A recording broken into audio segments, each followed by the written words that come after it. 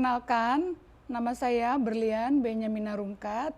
Saya caleg DPR RI dari Partai Golkar, Dapil DKI Jakarta 3, meliputi Jakarta Barat, Jakarta Utara, dan Kepulauan Seribu.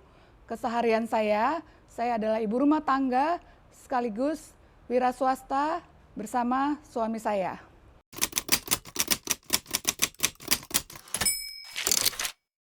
Di luar Partai Golkar, pada masa pandemik, saya mendapatkan mandat dari Ketua Umum DPP IPKI yang saat itu adalah Pak Bambang Sulistomo, yang saat ini sudah digantikan oleh Pak Baskara. Pada saat itu, beliau memandat saya untuk membentuk organisasi saya perempuan untuk Ikatan Pendukung Kemerdekaan Indonesia.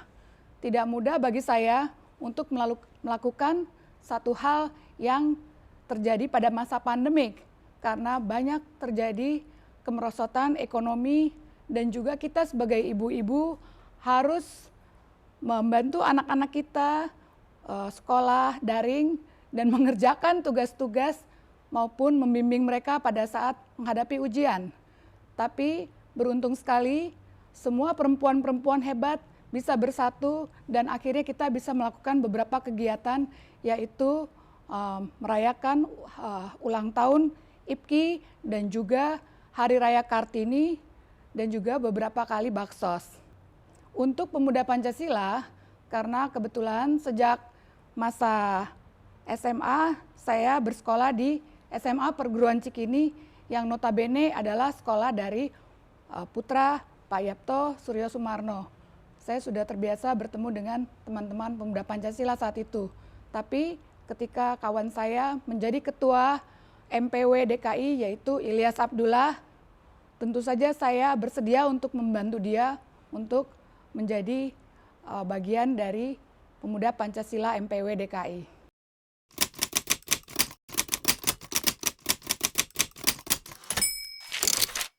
Untuk saat ini saya melihat peranan perempuan baik skala nasional maupun internasional sudah mulai diakui.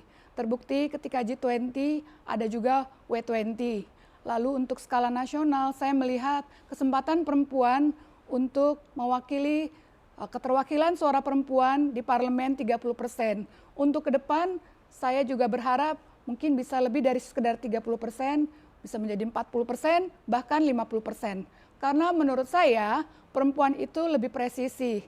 Kami sebagai ibu rumah tangga sudah terbiasa mengatur organisasi di skala kecil yaitu keluarga. Ibu merupakan denyut nadi dari organisasi kecil ini. Anak-anak kami didik dan kami juga terbiasa untuk mengatur anggaran rumah tangga. Jadi menurut saya ibu-ibu ini bukan sekedar ibu-ibu rumah tangga biasa, tapi juga suatu pekerjaan yang sangat mulia. Apalagi sekarang banyak juga pengusaha perempuan yang juga maju, tidak hanya laki-laki saja yang bisa maju. Perempuan bisa mengerjakan pekerjaan laki-laki di segala bidang, tapi hanya satu yang tidak bisa dilakukan laki-laki, yaitu melahirkan.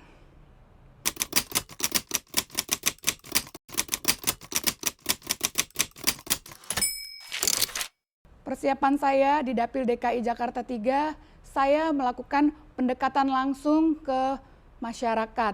Saya melakukan pendekatan juga ke beberapa komunitas, baik itu komunitas agama, komunitas olahraga, maupun komunitas ibu-ibu rumah tangga. Saya sangat senang bertemu dengan mereka karena mereka sangat welcome ketika saya hadir di dapil saya tersebut. Tidak ada kesan bahwa mereka akan meminta-minta sesuatu ataupun seperti bayangan orang-orang kalau di politik itu Jakarta adalah dapil yang berat karena pasti apa-apa uang. Tapi alhamdulillah saya tidak menemukan itu di dapil saya. Saya datang dengan ketulusan hati, saya hanya berkenalan, saya mencoba untuk menyelami kehidupan mereka dengan cara yaitu bersenam pagi atau bersenam sore bersama ibu-ibu, berbicara sebagai perempuan, berbicara mengenai kesehatan. Saya juga ingin sekali membantu ibu-ibu PKK di dapil saya supaya lebih memahami peranan dan arti perempuan.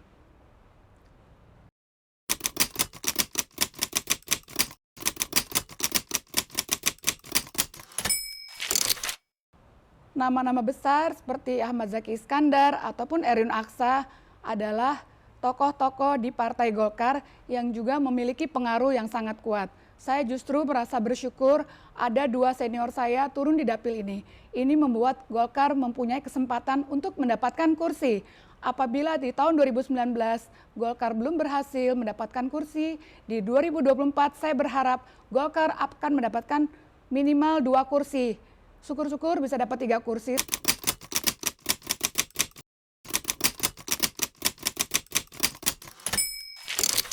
Visi saya untuk dapil saya berharap Jakarta bisa menjadi kota global seperti juga kota Paris, kota New York, kota London, ataupun Tokyo. Karena sekarang infrastrukturnya sudah jelas. Kita juga memiliki kereta api cepat. Juga yang namanya MRT, LRT, semua ada. Bahkan segala sesuatu tidak ketinggalan seperti kota-kota yang lainnya. Bahkan ketika terjadi yang namanya Citayam Fashion Week, itu merupakan satu fenomenal besar buat Jakarta. Karena tidak hanya ada Harajuku di Jepang ataupun Gangnam Style di Korea, tetapi Jakarta punya yang namanya SCBD, yaitu ada JJ, ada Kurma, dan kawan-kawan. Itu luar biasa menurut saya, karena justru pada saat itu artis-artis maupun politisi pansos pada anak-anak ini. Biasanya kan justru orang-orang yang tidak terkenal mau pansos, mau politisi, ataupun artis. Ini malah sebaliknya. Itu yang merupakan fenomenal besar dan semua orang tahu itu. Jadi saya ingin itu satu. Yang nomor 2, saya juga ingin perempuan mendapatkan peranan, juga perempuan mendapatkan kesempatan di Dapil DKI Jakarta 3 visi saya ke depan. Karena saya lihat 8 kursi semuanya hanya pria saja. Kita ini harus memberikan kesempatan juga buat para perempuan untuk tampil dan untuk juga memberikan sumbangsi pemikiran. Dan misi saya tentu memenangkan Partai Golkar. Karena Partai Golkar adalah partai besar. Di tahun 2004, Golkar pernah menjadi partai pemenang pemilu, yaitu juara 1. Mengapa di tahun 2024 tidak diulangi lagi? Supaya kita bisa menjadi nomor 1 lagi.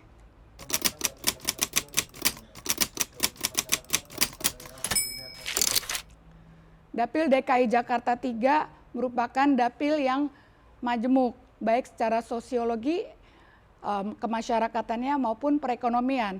Di sana semua sejarah tercipta, di mana ada Pelabuhan Sunda Kelapa, juga ada Museum Kota Tua atau Museum Fathahillah. Lalu juga menurut saya potensi sekali untuk daerah pariwisata dan juga wisata kuliner. Karena di Pantai Indah Kapuk sekarang juga bukan lagi sebagai tempat yang biasa-biasa. Menurut saya itu adalah tempat yang sangat indah, dan di situ juga ada komunitas dari agama Buddhis yang menurut saya cukup besar di sana. Juga kalau untuk di wilayah barat itu banyak sekali ras-ras yang ada di sana, yaitu non-pribumi, baik itu dari ras Cina maupun dari India, suku India ya. Dan untuk suku bangsa dari pribuminya sendiri itu beraneka ragam, bukan hanya dari Betawi, tapi juga dari orang-orang di Makassar, dari orang-orang Jawa yang justru malah paling banyak jumlahnya. Juga orang dari komunitas yang lainnya, dari suku bangsa yang lainnya maksud saya.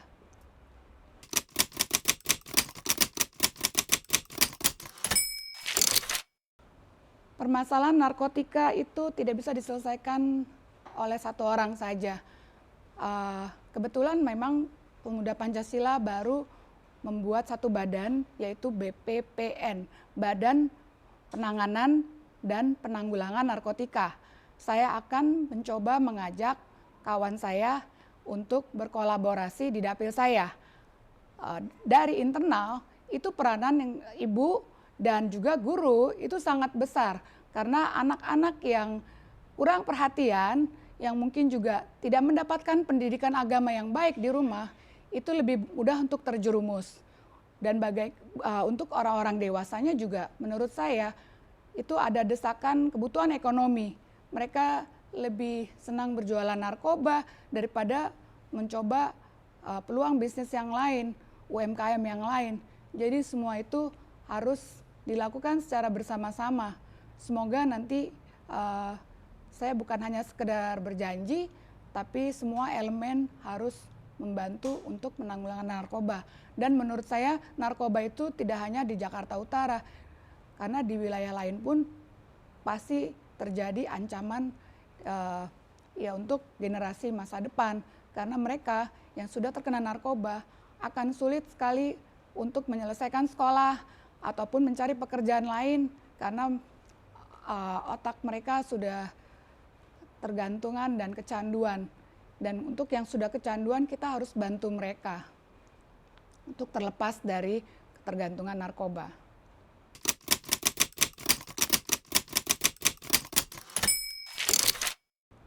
Pesan saya untuk kader, simpatisan, dan relawan di Dapil, kalian harus ingat jangan tergelitik dengan politik uang. Karena bila kalian memilih pemimpin yang memberikan uangnya pada saat masa kampanye, bisa jadi mereka akan lupa pada masa mereka sudah masuk ke Senayan ataupun ke Kebon Sirih.